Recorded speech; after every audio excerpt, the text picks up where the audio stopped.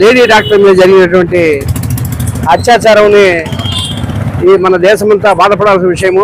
ఇలాంటివి మళ్ళీ కూడా పునరావృతం కాకూడదని మా ఏఐబిఐ ఇచ్చినటువంటి పిలుపు మేరకు Andhra Pradesh cooperative bank employees association పిలుపు మేరకు మేము మా జిల్లా సహకార కేంద్ర బ్యాంక్ ఉద్యోగులంతా కలిసి మేము దానికి నిరసనగా ధర్నా చేశాము. ఇది రిమ్స్ హాస్పిటల్ నుంచి ఈ ప్రకాశం పొలం వరకు మేము వచ్చాము. ఇలాంటివి జరగడం అనేది చాలా ఘోరమైన విషయము. డాక్టర్లకే రక్షణ లేకపోతే ఇంకా సామాన్యుడికి ఏం రక్షణ ఉంటుంది? ఒక లేడీకి రక్షణ లేకపోతే ఏంటి మనకి స్వాతంత్రానికి మనకు ఏంటి గుర్తింపు? లేడీ ఆ అర్ధరాత్రి పూట స్వతంత్రంగా బయట తిరిగినప్పుడే స్వాతంత్రం వచ్చిందని మన గాంధీ మహాత్ములు గారు ఇటువంటి మహానుభావులు చెప్పారు. కానీ ఈరోజు అలాంటి జరగటం లేదు.